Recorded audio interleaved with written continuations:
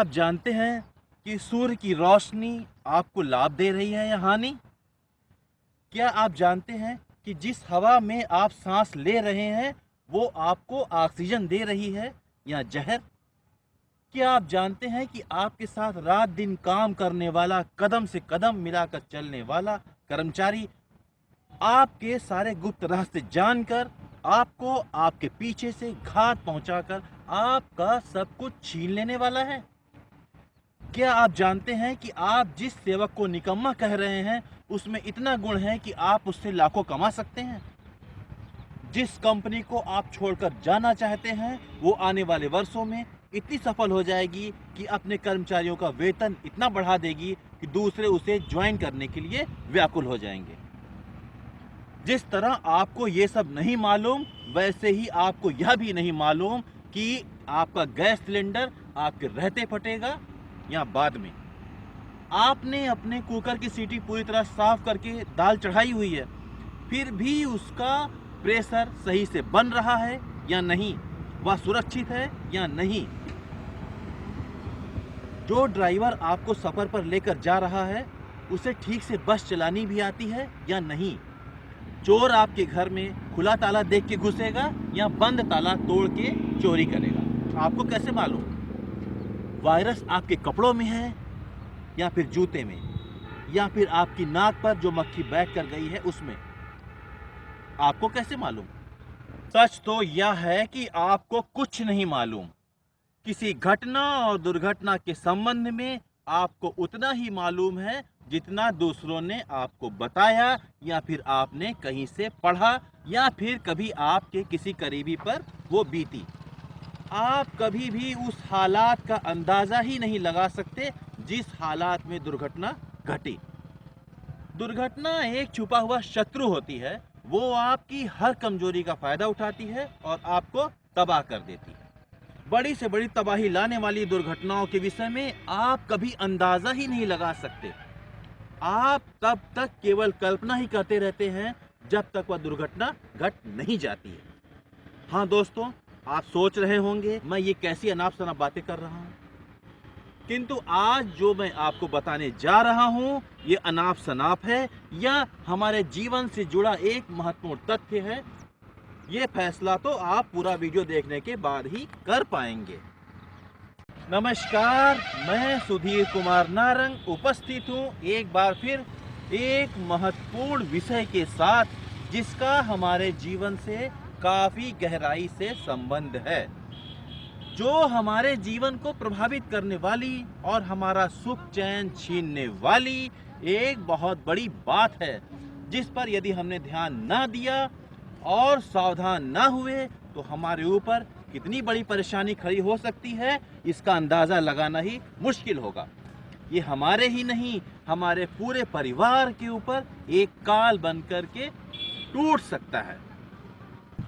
दोस्तों, सारा संसार पतन और उत्थान के दो पहियों पर चलता है। पतन होता है तो उत्थान भी होता है और उत्थान होता है तो पतन भी निश्चित है। यह सदा से चलता रहा है और चलता ही रहेगा। इसे हम या आप या संसार की कोई ताकत रोक ही नहीं सकती। हमें इस विश्वास के साथ जीना है कि अगर हमें कोई मारने वाला है तो बचाने वाला भी है। हम स्वयं को बचाने के लिए तमाम तरह के कर्मकांड और दूसरे प्रयास भी करते हैं, किंतु इसका असर होता भी है या नहीं हम यह भी नहीं जानते। फिर भी हम केवल प्रयास करते हैं। जीवन में अक्सर ऐसी घटनाएं होती रही हैं और होती रहेंगी। 90 सीटर वाले एक विमान पर एक और यात्री को बैठाने की अनुमति नहीं मिलती, किंतु उस एक अतिरिक्त यात्री को अपनी बीमार पत्नी को देखने जाना आवश्यक था, जिसे कि डॉक्टरों ने जवाब दे दिया था और जो चंद घंटों की मेहमान थी। वह वहां खड़े यात्रियों से गुजारिश करता है कि कोई एक व्यक्ति अपनी सीट छोड़ दे ताकि वह अपनी पत्नी को अंतिम बार मिल सकने में कामयाब हो सके। उसके हृदय स्पर्शी विनय पर तरस खाकर एक यात्री उसे अपना टिकट दे देता है और स्वयं 2 घंटे बाद जाने वाली फ्लाइट से जाने को तैयार हो जाता है। भाग्य की विडंबना देखिए, जैसे ही विमान उड़ता है वह क्रैश कर जाता है और सारे के सारे 90 यात्री मारे जाते हैं। क्यों हुआ ऐसा? आप कहेंगे कि उस 90वें यात्री की मौत नहीं आई थी, इसलिए वह बच गया। शायद सत्य भी यही है और हमारी कल्पना भी यही है। इसके अलावा हम ना कुछ कह सकते हैं और ना ही जान सकते हैं। कहने वाले तो बहुत कुछ कहेंगे कि उसकी पत्नी ने अपने पति को साथ ले जाने के लिए ऐसी घटना को अंजाम दे दिया, जबकि इसमें उसकी पत्नी का कोई हाथ नहीं। गांव की एक बारात ट्रैक्टर ट्राली से लौट रही थी। गांव के करीब रास्ते में बिना फाटक की रेलवे क्रॉसिंग पड़ी। चढ़ान के कारण लोडेड ट्राली वहां धीमी हो गई और एक व्यक्ति पैदल ही उतरकर गांव की ओर चल दिया। जैसे ही वह ट्राली रेलवे की पटरियों के बीच में आई,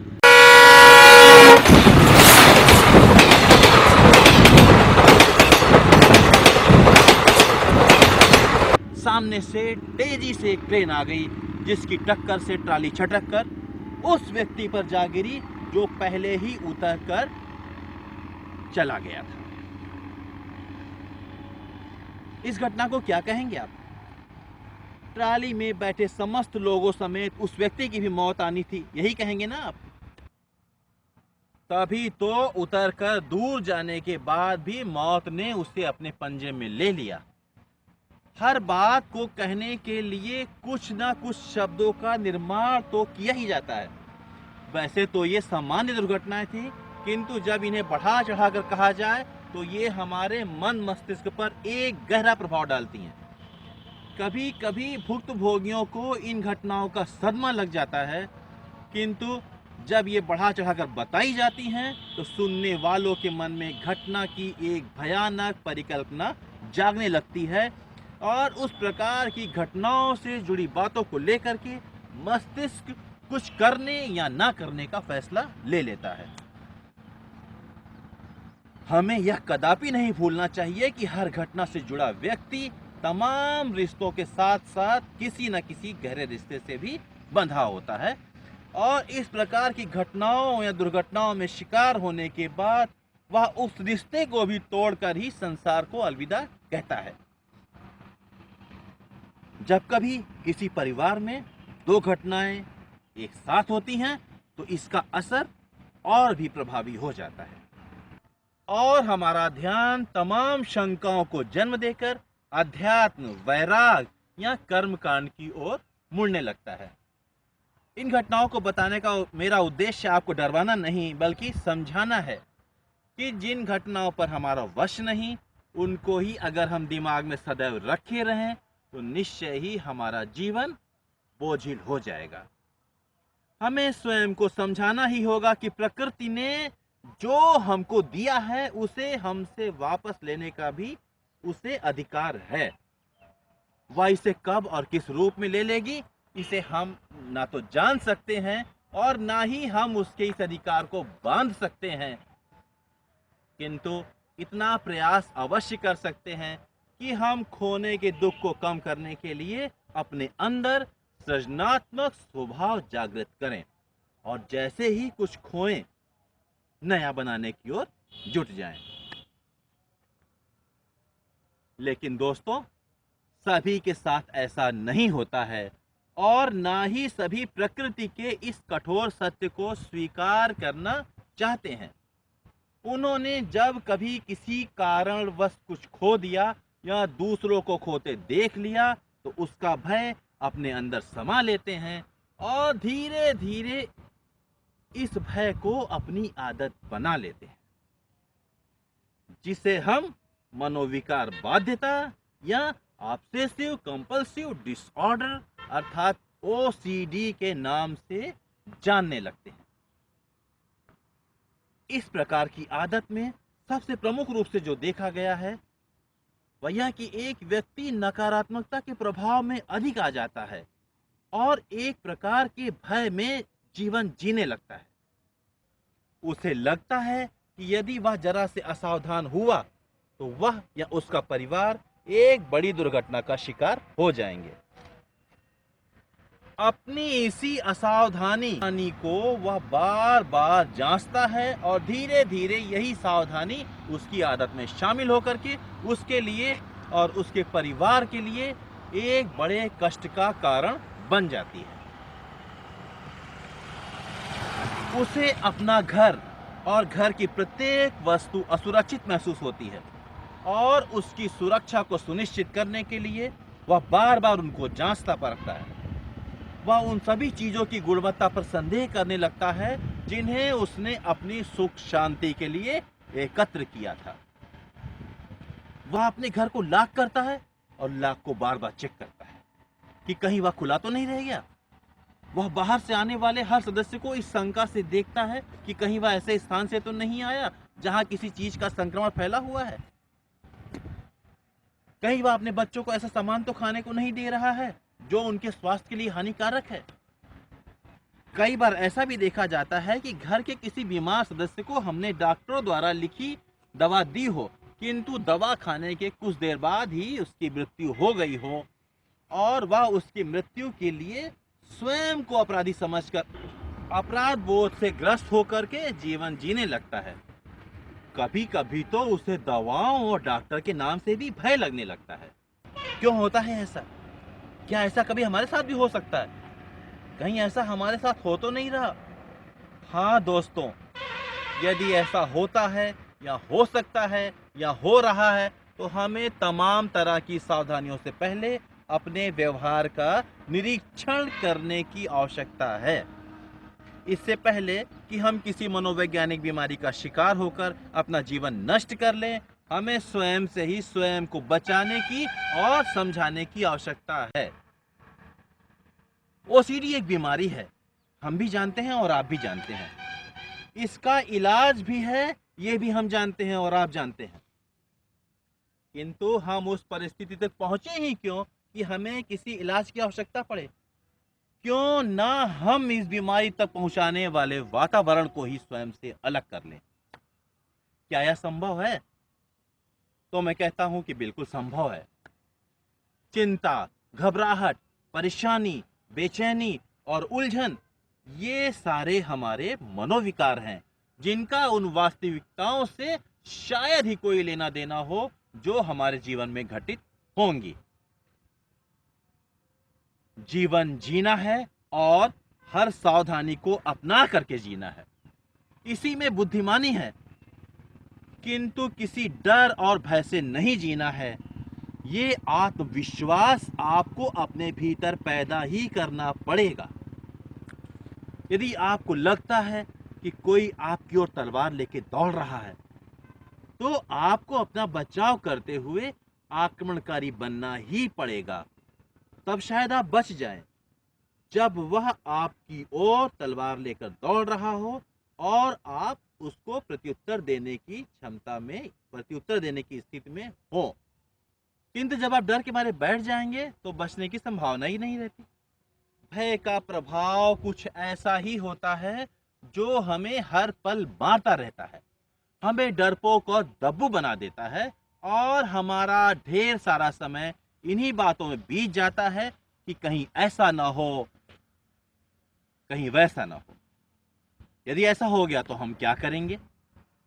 आप इस विश्वास को अपने अंदर लाइए कि आपके साथ वो कभी नहीं होगा जिसकी आप कल्पना करते हैं, क्योंकि आपने सुरक्षा संबंधी सारे प्रयास पूरे कर लिए हैं। आइए हम यही पता लगाने का प्रयास करते हैं कि हमारे भीतर भय कहां से आते हैं। दोस्तों, यह हम भी जानते हैं और आप भी कि बुरी बातों का प्रभाव अच्छी बातों के पीछे बहुत तेजी से फैलता है। यह आज से नहीं बल्कि सदियों से चला आ रहा है, जिसे हम अफवाह कहते हैं। तब शायद हमारा मीडिया इतना सशक्त नहीं था, किंतु आज तो नकारात्मकता की मार्केटिंग हो रही है। अच्छी बातें लोगों का ध्यान उतना आकर्षित नहीं कर पाती जितनी कि बुरी और नकारात्मक बातें। शायद यही कारण है कि हर घटना को बढ़ा चढ़ा कर दिखाया जाता है, चाहे उसका कारण कुछ भी हो या चाहे वो जिस कारण से घटित हुई हो। पूरी सच्चाई हम तक पहुंच पाती हो, इसमें संदेह बना ही रहता है। इस प्रकार नकारात्मकता का क्रम सुबह से शुरू होकर के देर रात तक चलता रहता है। हम अपनी सेहत के लिए कुछ भी पौष्टिक भोजन करते हो, हम अपनी सेहत के लिए कुछ भी पौष्टिक भोजन करते हो, किंतु मस्तिष्क को तो नकारात्मकता और भयपूर्ण माहौल की पर्याप्त खुराक ही नसीब होती है।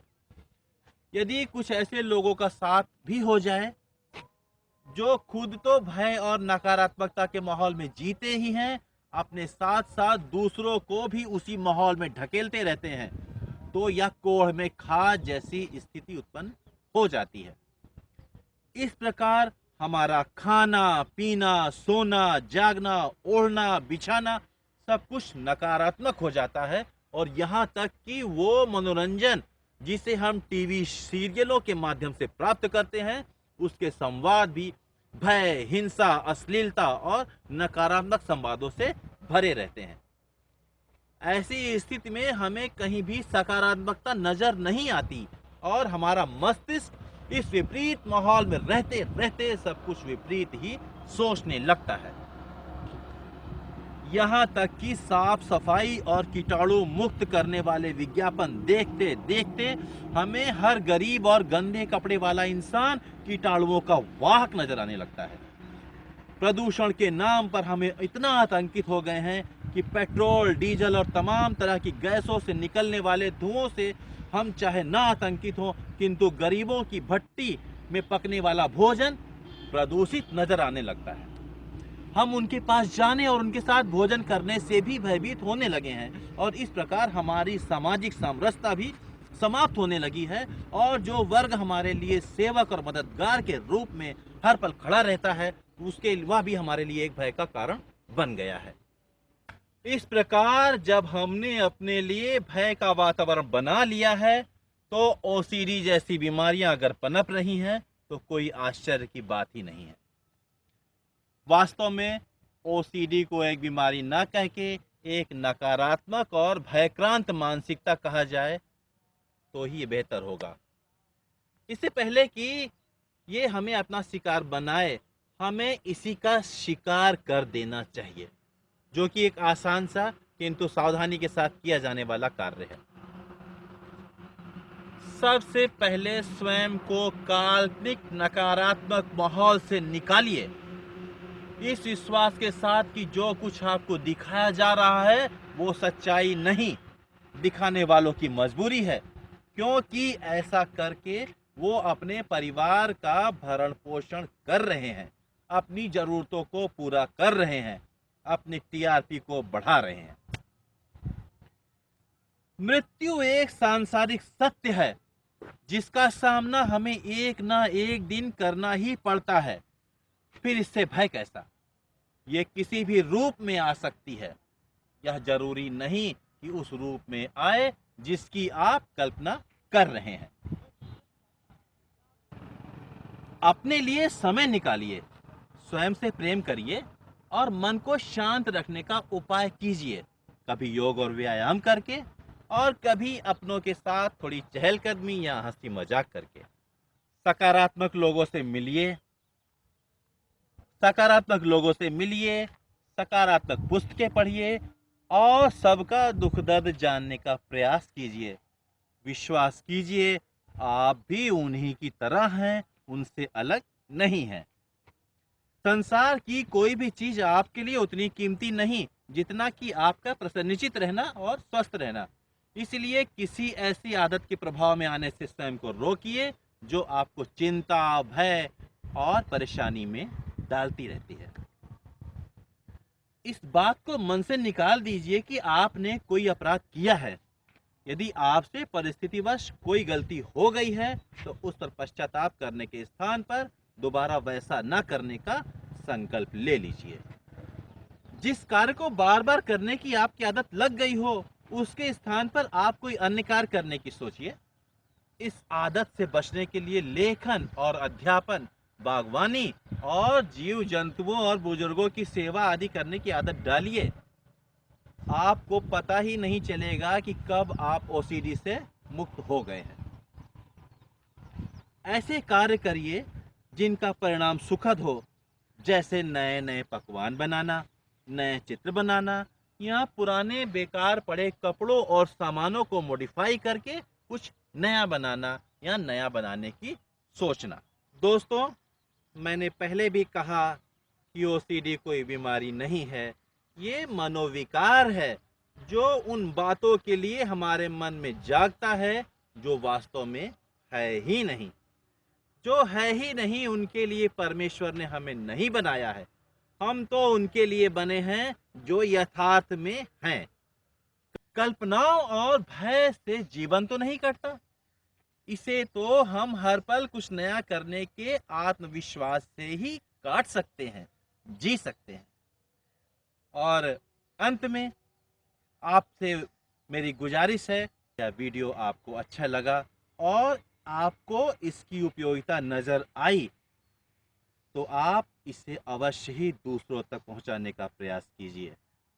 जिस प्रकार से आप लाभान्वित होंगे उसी प्रकार से सैकड़ों हजारों लोग और उनके परिवार भी लाभान्वित होंगे।